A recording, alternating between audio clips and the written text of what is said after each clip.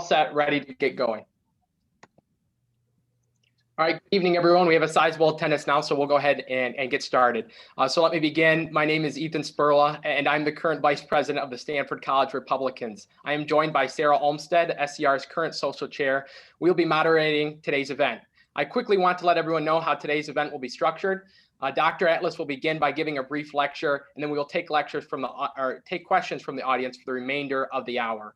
We will let you know when to begin submitting your questions to the webinar's Q&A feature. And now I will go ahead and hand it over to Sarah. Thank you for the introduction, Ethan. So the Stanford College Republicans are always proud to stand on the side of truth and will always work diligently to further dialogue on Stanford's campus. Today, we are beyond excited to host Dr. Scott Atlas to dissect the implications that political bias has for the scientific process and for our nation as a whole. Dr. Scott Atlas is an accomplished health policy expert and physician, having served as a professor of radiology at the Stanford Medical School and the editor of a leading neuroradiology textbook. Dr. Atlas is the current Robert Wesson Senior Fellow at the Hoover Institution and has made significant contributions to healthcare policy. Most recently, Dr. Atlas served as an advisor to President Trump on coronavirus policy.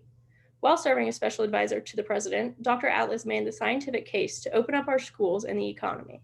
He has brought necessary attention to the devastating impact that various coronavirus-related lockdown policies have had on our society's most vulnerable people: school-age children, low-income individuals, and senior citizens. Dr. Atlas was just awarded the 2021 Freedom Leadership Award, Hillsdale College's highest honor in Phoenix, Arizona. The college's board of trustees conferred the award on Dr. Atlas, quote, in recognition of his dedication to individual freedom and the free society. In presenting the award, President Arnn praised Dr. Atlas for his courage and wisdom in speaking, quote, truth in the face of consequences, while counseling President Trump about the pandemic. Past recipients of the award include Margaret Thatcher, Clarence Thomas, Edwin Meese, Jeane Kirkpatrick, and Rush Limbaugh. Without further ado, we would like to welcome Dr. Scott Atlas. Okay, thank you, Sarah, and thank you, Ethan, and members of the Stanford College Republicans for inviting me to speak today. It's always a great pleasure and an important part of my job to speak to students, and it is also essential for students to hear ideas from many sources, especially ideas they may not agree with. That is a key part of learning how to think critically. And critical thinking is the most important lesson to learn in college. The Stanford College Republicans declare a specific vision on their website to create a cultural environment here at Stanford University where students, quote, are free to debate and exchange ideas without the fear of coercion or reprisal, and where every student has the opportunity to hear conservative ideas, unquote. This mission statement should not be controversial, but it is especially important to highlight right here, right now on this campus. Because today, amidst one of the greatest times of crisis in a century, the free expression of information on campuses throughout the country is met with reprisal. The coronavirus pandemic has been a great tragedy. There is no doubt about that. But it has also exposed profound issues in America that now threaten the very principles of freedom and order that we Americans often take for granted. First, I've been shocked at the enormous power of the government to unilaterally decree to simply close businesses and schools by edict, to restrict personal movement, mandate behavior, and eliminate our most basic freedoms without any end and with little accountability. And second, I remain surprised at the acceptance by the American people of draconian rules, restrictions, and unprecedented mandates, even those that are arbitrary and destructive and wholly unscientific. This crisis has also exposed what we have all known existed, but we have tolerated for many years. The overt bias of the media, the lack of diverse viewpoints on most campuses, the absence of neutrality in big tech controlling social media, which is today's town hall, and now more visibly than ever, the intrusion of politics into science. Ultimately, we need to understand the freedom to seek and state the truth is at risk here in the United States. First, we all acknowledge the consequences of the SARS pandemic and its management have been enormous. Over 500,000 Americans' deaths have been attributed to that virus. More will certainly follow. Even after almost a year, the pandemic still paralyzes much of our country. And despite all efforts, there was an undeniable failure to stop cases from rapidly escalating and prevent hospitalizations and death. But here's the unacknowledged truth. Almost all states and major cities, with only a handful of exceptions, implemented severe restrictions for many months, including closures of businesses and in-person schools, mobility restrictions, curfews, quarantines, limits on groups and family gatherings, and mask mandates dating back to at least the summer. And let's clear up the myths about the behavior of Americans. Social mobility tracking and data from Gallup, YouGov, the COVID-19 Consortium, and the CDC have shown significant reductions of movement as well as consistently high percentage of mask wearing since late summer. All legitimate policy scholars should today be openly re-examining policies that severely harmed America's families and children while failing to save the elderly. Studies, including one in January from Stanford University's infectious disease scientists and epidemiologists Ben David, O. Bhattacharya, and Ioannidis, have shown the mitigating impact of these extraordinary measures was small at best. And according to the study's senior author Ioannidis, in his words, usually harmful pro-contagion. President Biden openly admitted the lack of efficacy of these measures in his speech to the nation on January 22nd, when he said, quote, "There's nothing we could do to change the trajectory of the pandemic in the next several months," unquote. Bizarrely, though, many want to blame those who oppose lockdowns and mandates for the failure of the very lockdowns and mandates that were widely implemented. Separate from their limited value in containing the virus, efficacy that has often been, quote, grossly exaggerated in scientific journals, as documented by epidemiologists and biostatisticians Chin, Ioannidis, Tanner, and Cripps. Lockdown policies have been extraordinarily harmful. The harms to children of closing in-person schooling are dramatic: poor learning, school dropout, social isolation, most of which are far worse for lower income families. A recent study also confirmed that up to 78% of cancers were never detected due to misscreening over just 3 months. Extrapolating to the entire country, that would mean up to 1 million new cases over 9 months will have gone undetected. That health disaster adds to missed critical surgeries, skipped chemotherapy, avoided organ transplants, delayed presentations of pediatric illnesses, heart attack and stroke patients too afraid to call emergency services, and many others, all well documented. Besides hospital care, CDC reported 4-fold increases in depression, a tripling of anxiety symptoms, a doubling of suicidal ideation, particularly among young adults, college age, after just the first few months of lockdowns, echoing the AMA's reports of drug overdoses and suicides. We now know an explosion of insurance claims for these psychological harms in young children or teenagers verified this, doubling nationally since last year. And in the most strictly locked down Northeast, more than 300% increase of teenagers visiting doctors for self-harm. Domestic abuse and child abuse skyrocketing due to the isolation and specifically due to the loss of jobs, particularly more in the strict lockdown states. Given that many in-person schools have been closed, hundreds of thousands of child abuse cases are not reported, since schools are the #1 agency where abuse is noticed. Finally, the unemployment from the lockdowns, according to an NBER study, translates into what they called a staggering 890,000 additional US deaths from the lockdowns over the next 15 years, and those disproportionately affecting minorities and women. We know we have not seen the full extent of the damage from the lockdowns, because it will last for years, likely decades. Perhaps that is why lockdowns were never recommended in previous pandemic analyses, even for infections with far higher lethality. To manage such a crisis, shouldn't policymakers objectively consider both the virus harms and the totality of impact of the policies? That is the importance of health policy experts, my field, with a broader scope of expertise than that of epidemiologists or basic scientists.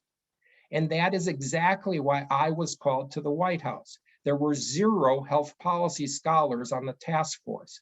No one with a medical background who also considered the impacts of the policies was advising the White House. To determine the best path forward necessarily means admitting social lockdowns and significant restrictions on individuals are deadly, extraordinarily harmful, especially on the working class, minorities, and the poor. But as Charles Mackey wrote in his book, Extraordinary Popular Delusions and the Madness of Crowds, he wrote, of all the offspring of time, error is the most ancient and is so old and familiar an acquaintance that truth, when discovered, comes upon most of us like an intruder and meets the intruder's welcome. Optimistically, we should today be seeing the light at the end of the long tunnel with the rollout of the vaccines, and I believe we are. But using logic that would put the Mad Hatter to shame, we now hear some claim that children must now all be tested and vaccinated, even though they have extremely low risk from this infection and are proven not to be significant spreaders to adults. Or we hear that all teachers must be vaccinated before they teach in person, even though schools are one of the lowest risk environments and the vast majority of teachers are not high risk. Worse, we hear the same faces on TV, once again stressing uncertainty rather than what we know, and issuing new warnings that social distancing, masks, and other restrictions will still be necessary after vaccination, maybe until 2022 and beyond. We should ask, is there no intention of those who control the narrative, this often proclaimed consensus, to allow Americans to live normally, freely, without fear again? Just as in Galileo's time, one real problem is the experts and vested academic interests. Faculty members of many universities, which should be America's centers for critical thinking, have overtly intimidated views contrary to their own, likely, maybe undeniably out of political reasons, leaving many afraid to speak up. That intimidation has been quite effective. I know I have received hundreds of emails from scientists and policy experts all over the country, indeed all over the world. And they tell me 2 things. They tell me never give up.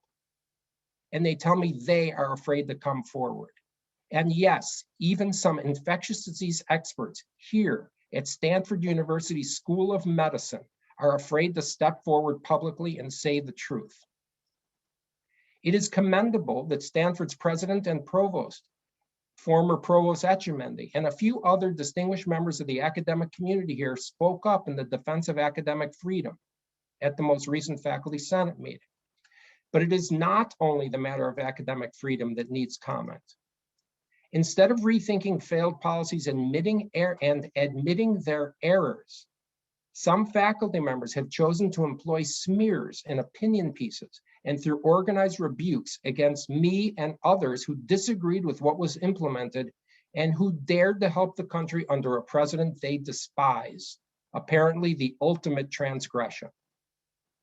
Straw man arguments and out of context distortions to defame people are not acceptable in civilized society, let alone in our great universities. There has been an attempt to silence and delegitimize me using falsifications, misrepresentations.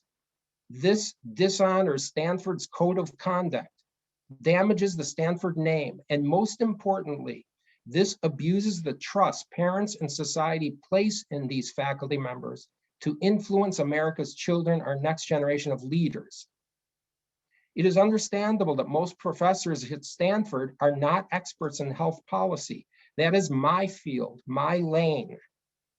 And it's understandable that most Stanford professors are ignorant of the data about the pandemic, but it is not acceptable to claim that I made recommendations that were, quote, falsehoods and misrepresentations of science. That is a lie. No matter how often a lie is repeated, and regardless of how often those lies may be echoed in biased media, lies do not transform into truths. We must all remember the phrase attributed to Nazi propagandist Joseph Goebbels, quote, "A lie told once remains a lie, but a lie told 1,000 times becomes the truth," unquote. And we should pray to God that that never becomes true in this country. All policy considerations I recommended to the president were designed to reduce both the spread of the virus to the most vulnerable and the structural harms of the policies to those impacted the most, the poor and the working class of America. I was one of the first to push for increasing protections to those most at risk, particularly the elderly, because they were dying by the tens of thousands, because the chosen policies implemented by the states, recommended by the other task force members, were failing. Almost a year ago, I recognized we must also consider the enormous harms to physical health, mental health, and lives lost coming directly from the policies that were done to contain the infection. That is the most appropriate goal of public health policy, to minimize all harms, not simply to stop COVID-19 at all costs. The claim in a recent JAMA opinion piece by 3 Stanford professors that, quote, "nearly all public health experts were concerned that Atlas's recommendations could lead to tens of thousands or more of unnecessary deaths in the US alone," unquote, is patently false, absurd on its face. As pointed out on February 10 by Zinberg, the proposal called the Great Barrington Declaration is, quote, "far closer to the one condemned in the JAMA article than anything Atlas said," unquote.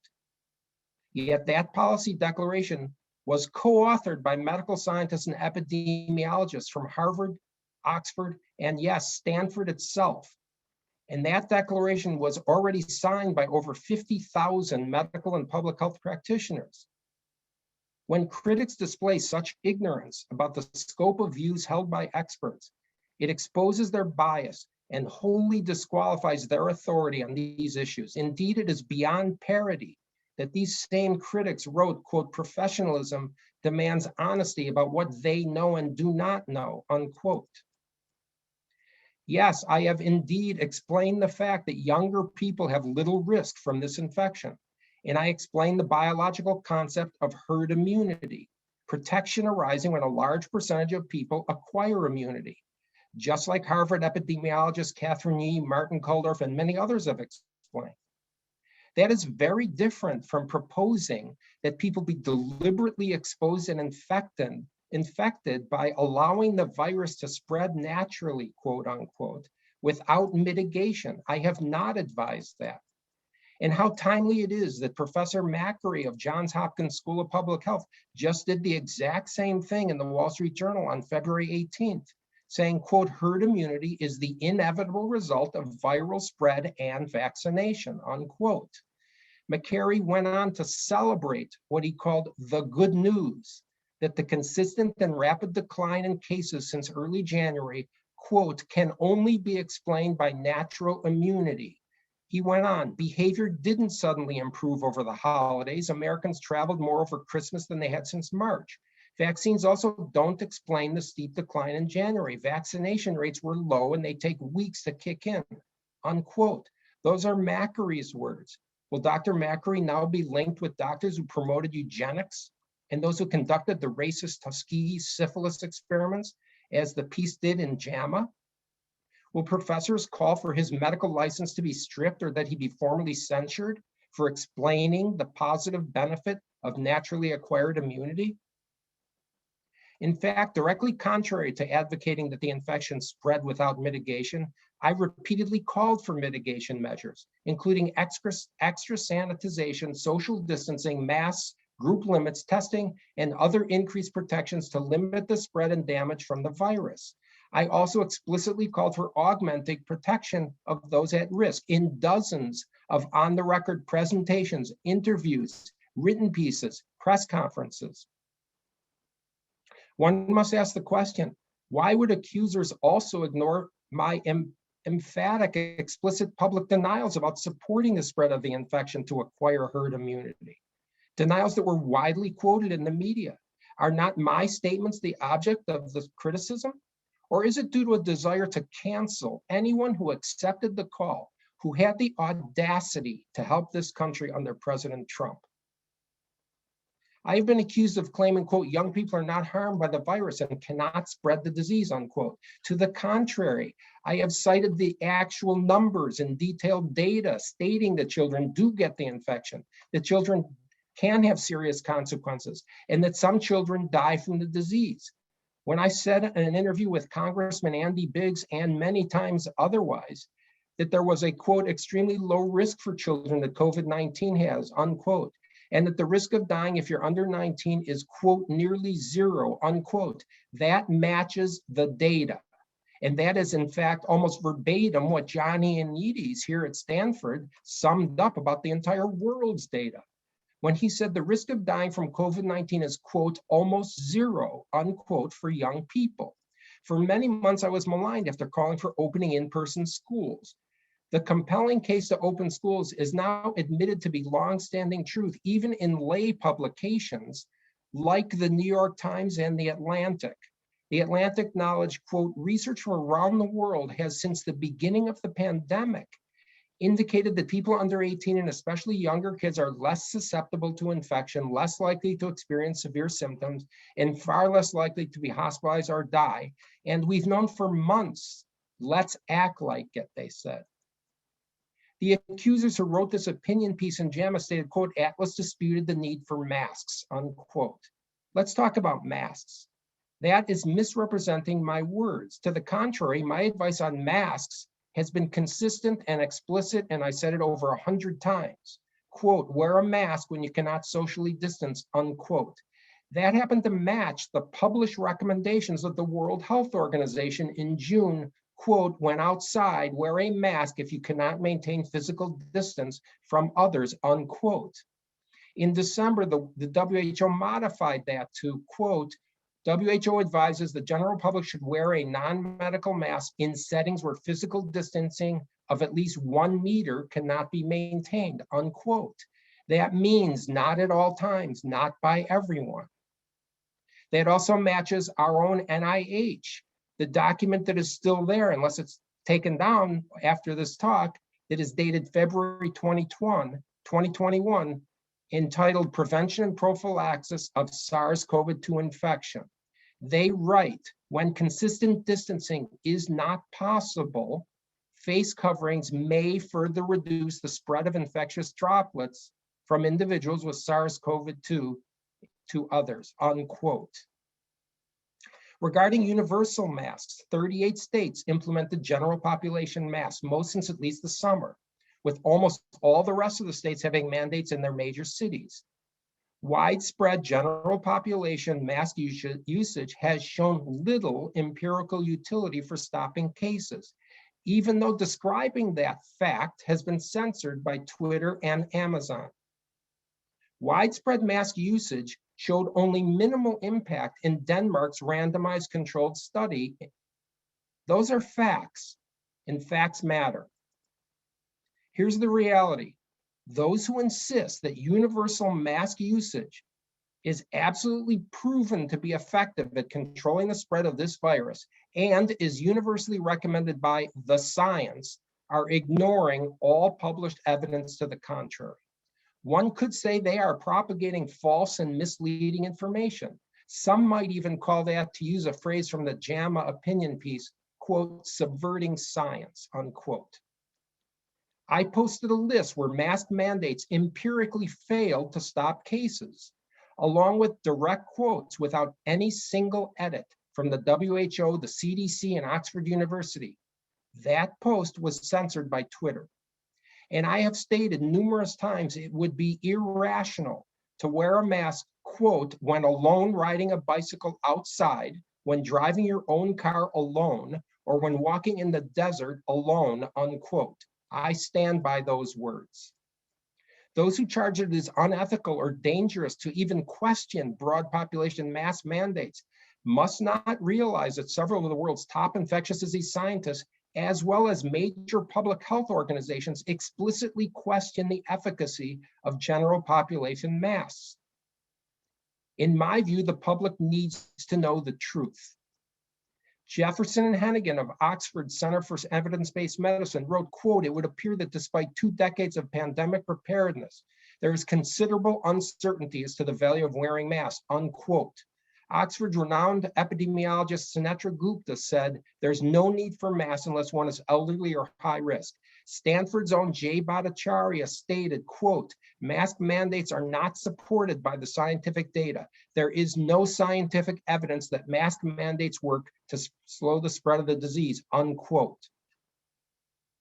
Throughout this pandemic until December, the WHO itself stated, quote, at present, there is no direct evidence from studies on COVID-19 and in healthy people in the community on the effectiveness of universal masking of healthy people in the community to prevent infection with respiratory viruses, including COVID-19, unquote. In December, they changed their wording to what's read today. At present, there is only limited and inconsistent scientific evidence to support the effectiveness of masking of healthy people in the community to prevent infection with respiratory viruses, including SARS-CoV-2, unquote. The CDC, in an extensive review of influenza pandemics, states, quote, we did not find evidence that surgical type face masks are effective in reducing laboratory confirmed influenza transmission, either when worn by infected persons, source control, or by persons in the general community to reduce their susceptibility, unquote.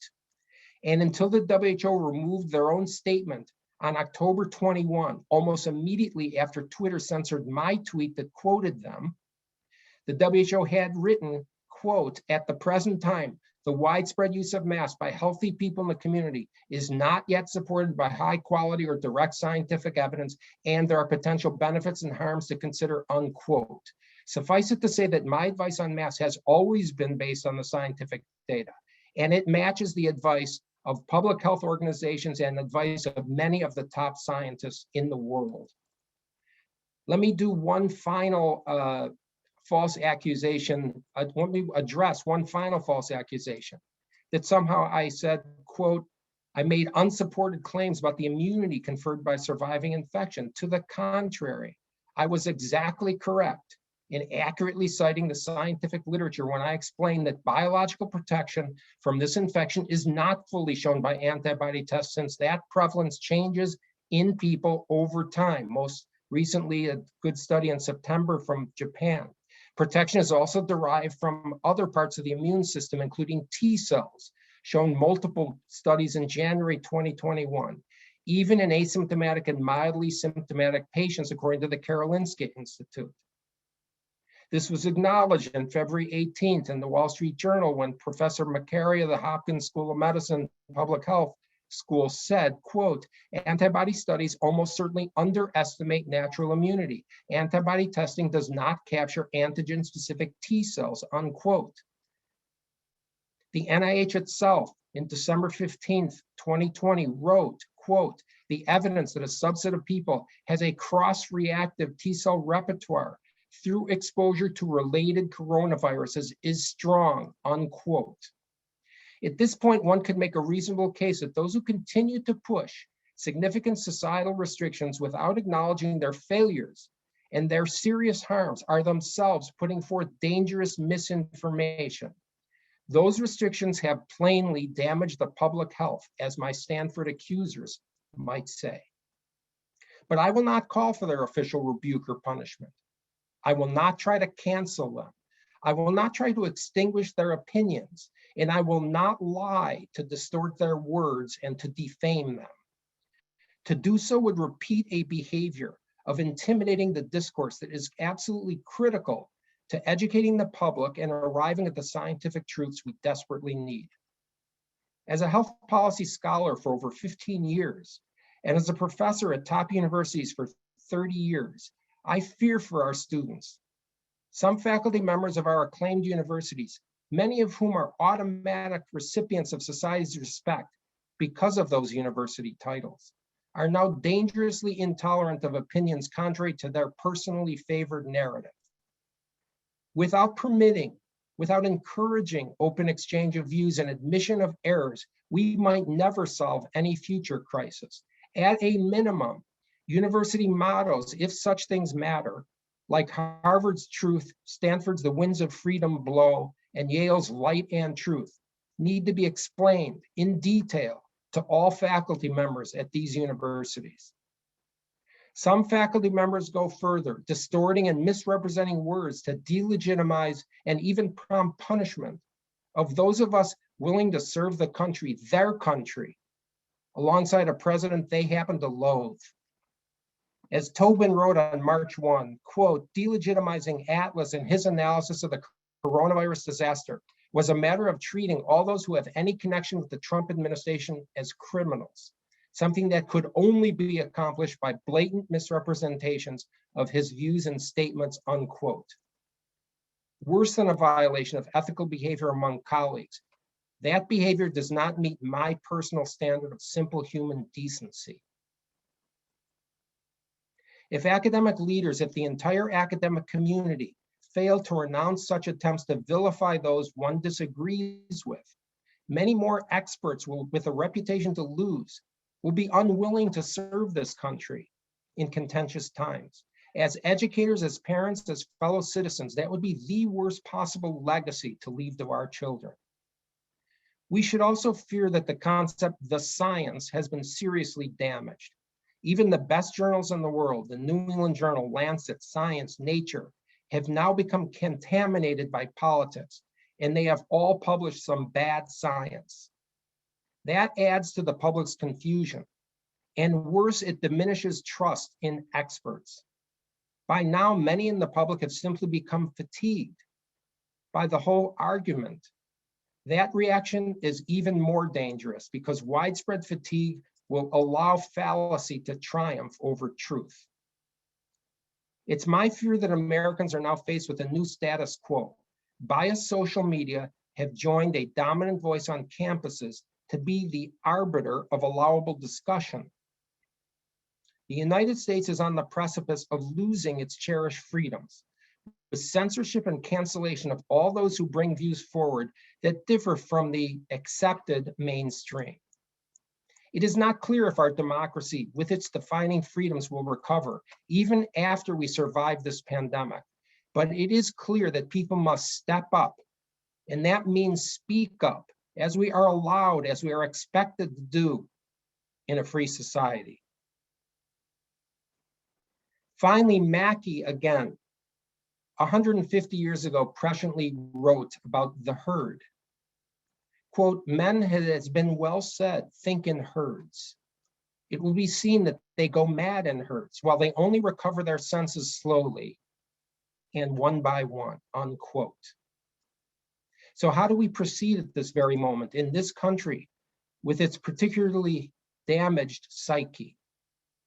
Those of us who want the truth must keep seeking it. Those of us who see the truth must keep speaking it, even if the recovery from madness is slow, and even if it is only one by one, because truth matters. Thank you for the opportunity to speak.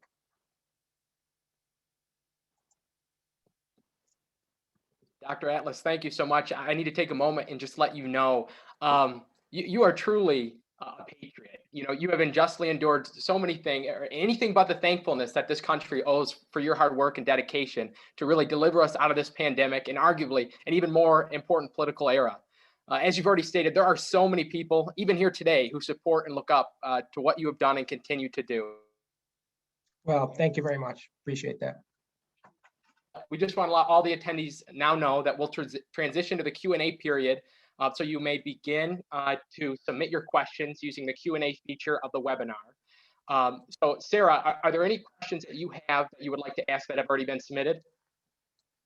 Yeah, one is, how can we as citizens fight back against all the misinformation in the media and subsequent shaming we receive when pointing out studies you have reported? Yeah, that's a tough one because again, there is this this real pushback against anything that counters the prevailing narrative. I think that the first and most important part is to know what you're talking about, and that sounds sort of simplistic, but you really can only argue and make points with facts. And you may notice that a lot of the pushback against facts continue to be and were very emotional, but not very fact-based. And you know, unfortunately, I saw this myself inside the White House. So the key is to know what you're talking about, to be knowledgeable, to be respectful of the other views, but to stick to the facts and the data.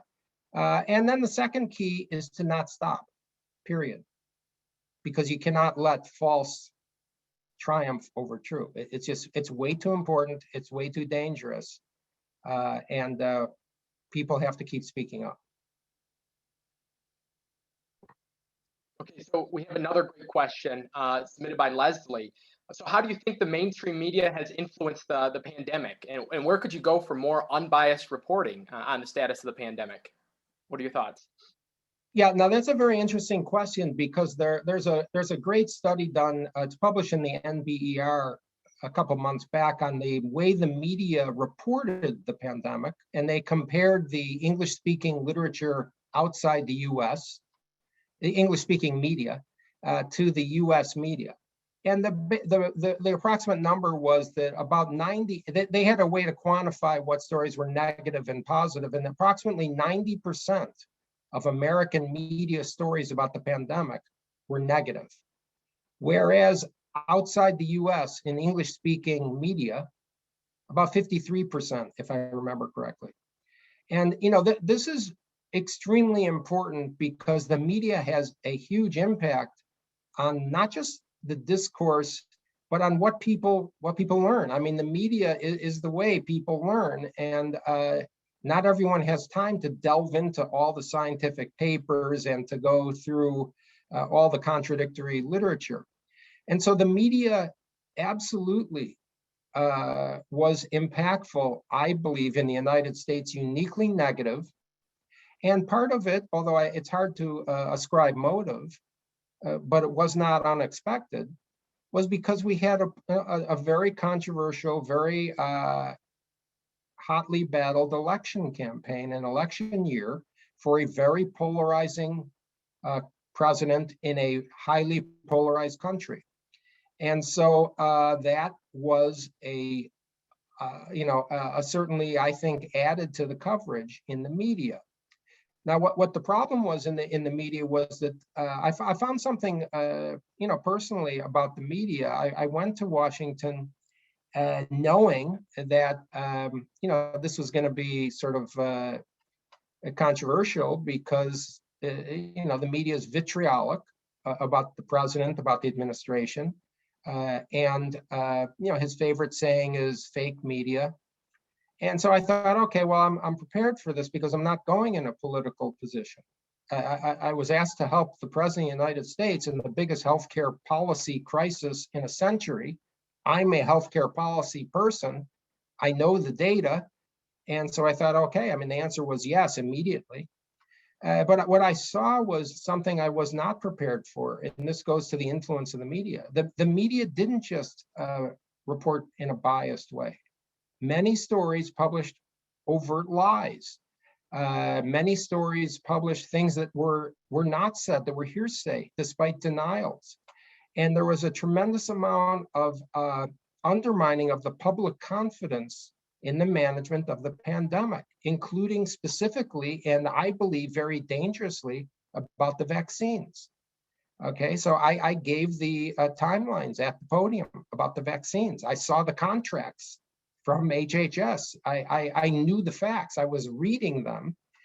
And yet, I and the president were called liars about the timelines for the vaccine. And, we were right. The timelines were almost exactly like what happened. But even worse, people were questioning the safety process of the vaccine. And the safety process, the evaluation of the vaccines, and was not, they're in no way cutting corners. And so when you raise that sort of doubt, and this was done on the media over and over again and by political opponents, you're undermining the trust in the vaccine by people who might die if they don't take the vaccine. I mean, this is really a heinous abuse of the public trust that was inflamed, and also the false reporting in the media. And this is something that really needs to be addressed. The media has a role in showing truth to people. And if we cannot trust American media to talk truthfully, I think the country's in serious trouble. Well, I'll just say it must have been very frustrating. We see this happen a lot more now, but like to know the truth and yet be told by something in media outlets that are so powerful that it's not right. To personally know the truth, but have the whole nation perceive something else. It just really must have been frustrating. Yeah, well, I mean, I again, like I was naive about the politics and the whole political side of it. But I mean, I basically was there, just trying to clarify, say the truth, make sure the president knew what he was talking about, and increase the certainty of the American public in at least knowing what was happening. Because I think one of the big failures of the public policy experts, the faces of the public policy, was that it was constantly stressing uncertainty, what we don't know. And the media was highlighting the uncertainty as well as sensationalizing very rare things and without any clinical medical perspective.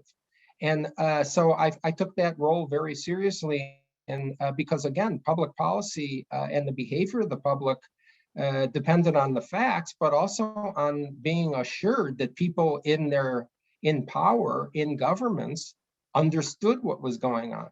And much information was not said, but a lot of stress was put on the things that were not known with certainty. I mean, the basic fact in clinical medicine, as everyone in clinical medicine understood, yet there was no one in clinical medicine on the task force until I walked in, by the way, was that there's a perspective.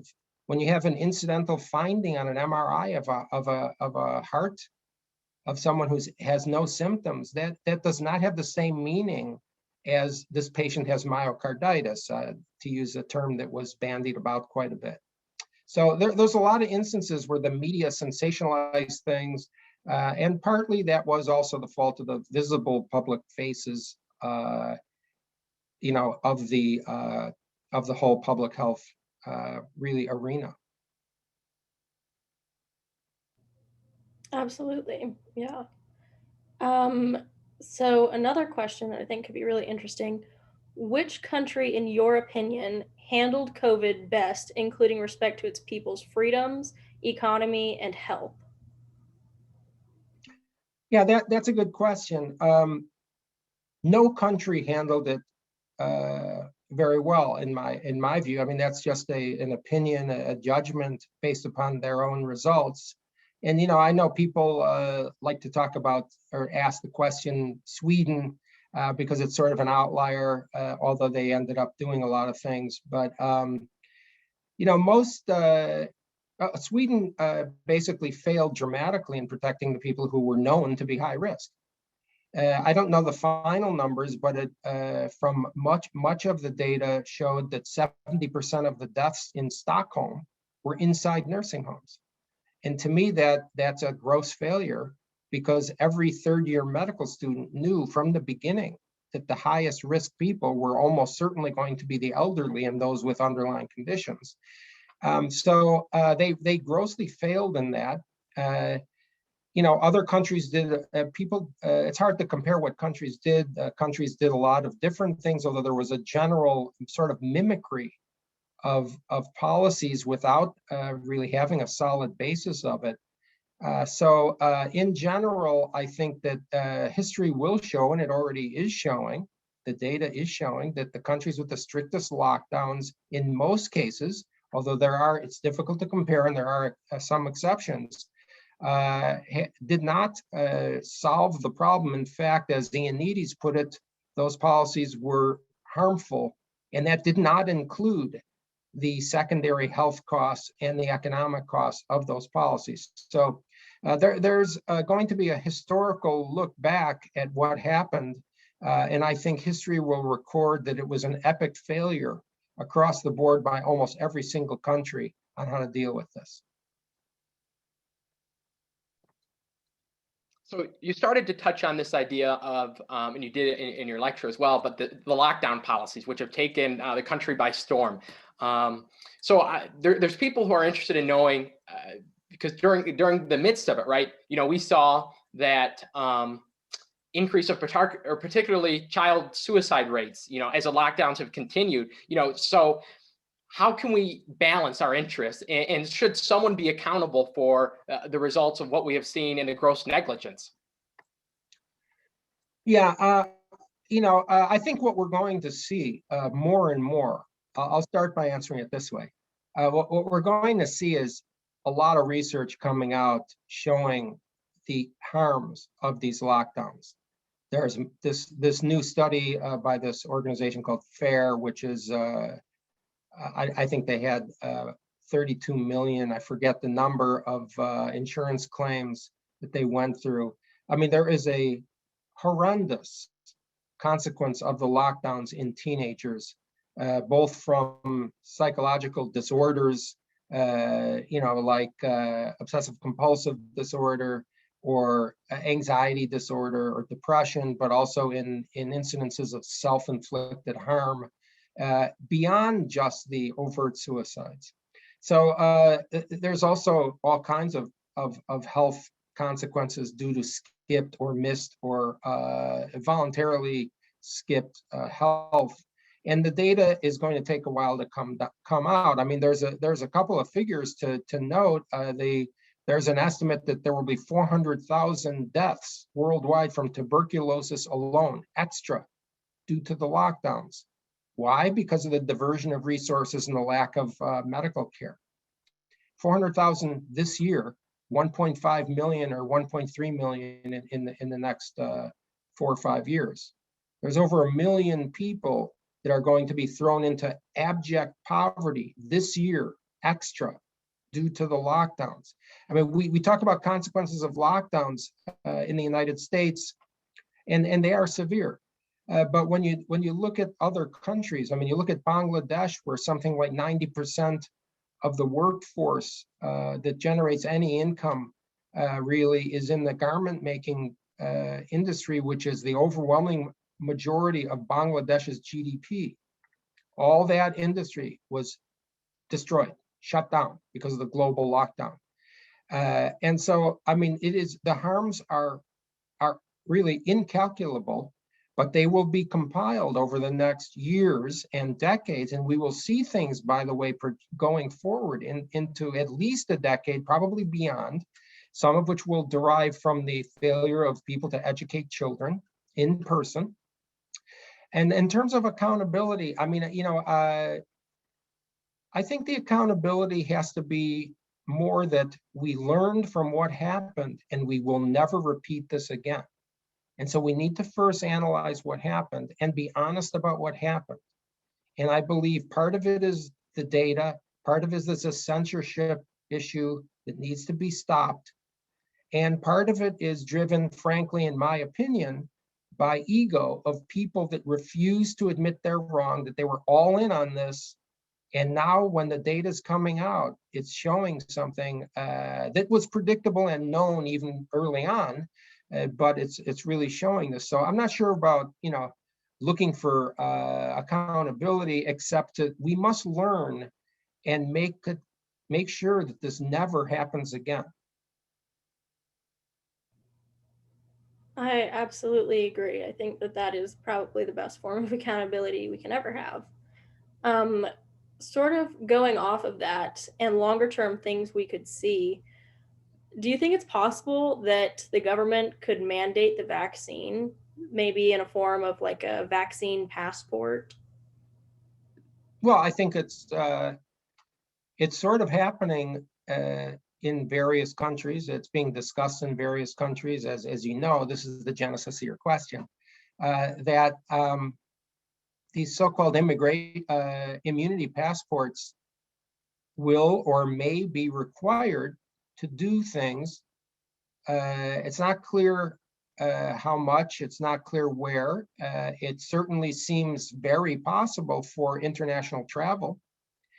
And I think I think the answer is, I'm very afraid that immunity passports will be required, because I think it's a tremendous problem for civil liberties. And but this is the world we're living in. This is seeming, I'm somewhat cynical about it, but I think it's sort of inevitable that this sort of thing will be invoked. And I think it's a real problem. And again, like, just like I used to say back in the spring, where the economists were invisible, talking about the economic harms and of the lockdown. The economists were invisible, talking about how you can translate economic harms into lives lost. And still now, I see an absence of legal scholars and humanitarian rights people. I wonder where they are as we see these civil liberties at risk here. So we're beyond talking now about the precise details of internal lockdowns. And now we're talking about what's going to be required to have freedom of movement. I mean, I read today that there is somewhere contemplating putting in an immunity passport to be able to attend a sporting event. We know countries are already talking about requiring proof of immunity to enter their country. I think this is being done, or at least being contemplated, in Israel. And there are several other countries in Europe talking about this. And in fact, my own personal opinion is, being somebody that travels internationally, I've made a decision myself, or at least one of the motivating factors for me to take the vaccine is that I want to be able to travel. Because that's part of my job, and I'm an invited speaker or visiting professor frequently. And that's the kind of world that I think that we are headed for. And I'm wondering, where are the scholars of civil liberties? I don't read much about that. Yeah, that's a great point, to see a lot of the hypocrisy that happens, not just through COVID, but through free speech and everything else. I guess on the opposite side of that, this past week, we've seen a lot of states completely open up: Texas, Mississippi, Florida. What are your thoughts regarding their full openings? Do you have any worries? Is this like a really good sign to you? Well, the accusation of somehow this is reckless behavior, that was made about Florida when Governor DeSantis opened everything up. That does not mean that people did not use social distancing or masks or anything else that they wanted to do or thought was appropriate, but everything was opened. Now, these states are taking into consideration a couple things. Number one, they're, from what I read, they're taking into consideration the percent of people that have immunity, whether it's via prior infection, which is biologically protective, or from vaccination. And when we look at the data from the states on a state-by-state basis where it is available, and I look at it every day, states are finally doing a pretty good job of vaccinating the people who are at risk. And after all, the purpose of vaccines is to stop people from dying. That's the purpose of the vaccine. And so the sane policy, the rational policy, would be to prioritize the people who are at risk for dying. And that typically means elderly people, as well as some others who have, high risk profiles. And then there are other groups that should be prioritized, as we know. So when I look at the data and I see that a place like Texas, for instance, has about 50% of the people that are elderly have been vaccinated. And many of these other states have up to 70%. And this is increasing. The vaccination rollout is going well. We have to realize that not everyone will take the vaccine, because as it is not mandated, and in my opinion should not be mandated. And when we look at the data for how many people we think should or will, let's just say rationally will take the vaccine. If you look at the age breakdown in influenza vaccines, which isn't necessarily the same thing because we have far more fear now, but if you look at the data over the past decade, every single year, the people over 65, who are the same high-risk people, by the way,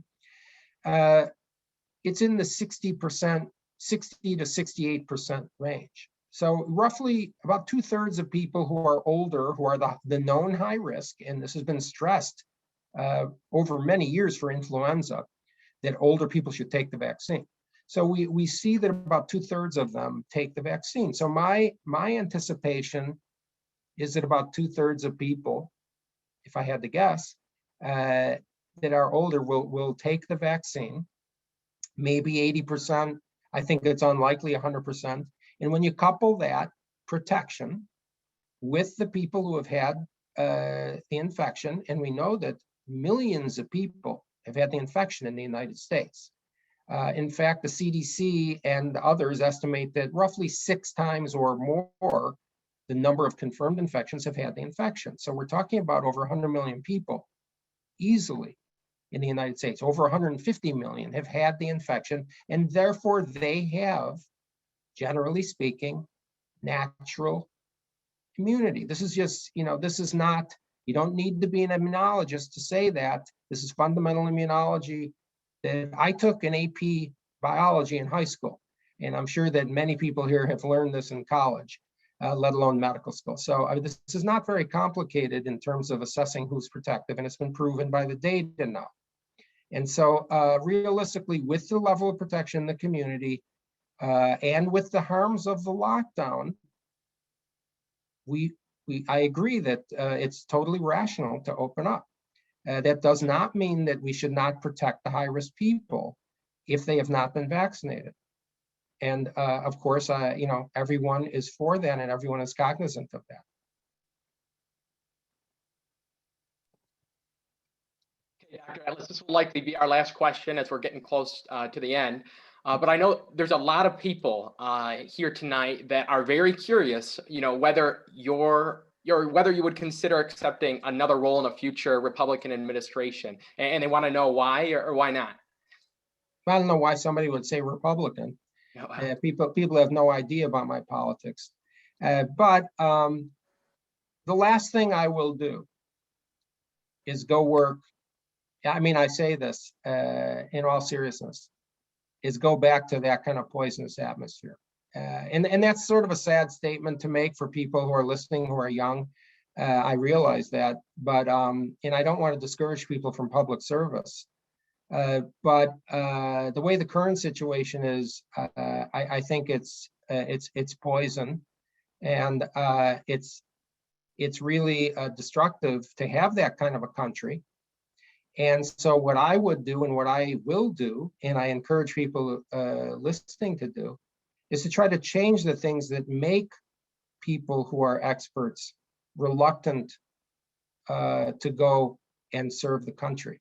And I can tell you that I had a lot of people who were really outstanding people who told me explicitly they were not going to come, even though they agreed with every single thing that was being said.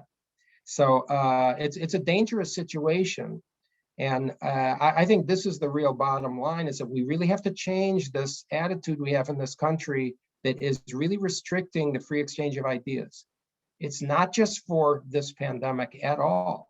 It's for seeking the truth and for being able to solve future crises. And we know that there will be future crises, including pandemics, by the way.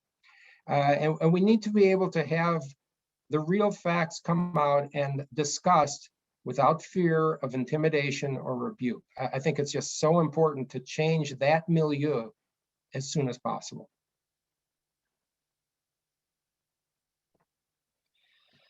Dr. Atlas, once again, I need to thank you for joining us tonight. The Stanford community has certainly benefited from this event. Like you mentioned in the beginning, students need to hear from different perspectives, and you are a critical perspective to understanding the implications of COVID-19 and free speech here on campus. Speaking so freely like you did, without the fear of ramifications, is what we need. And again, we are so thankful and hope that we can continue to work with you in the future and host future events with you. So thank you once again. Sarah, is there anything you'd like to add? Just thank you. We know how it feels to be on campus as students, but we couldn't imagine it as a faculty. Okay, well, yeah, thanks, Sarah and Ethan, for inviting me, and I'm happy to to continue speaking out because I'm going to. Thank you so much. All righty, thank you.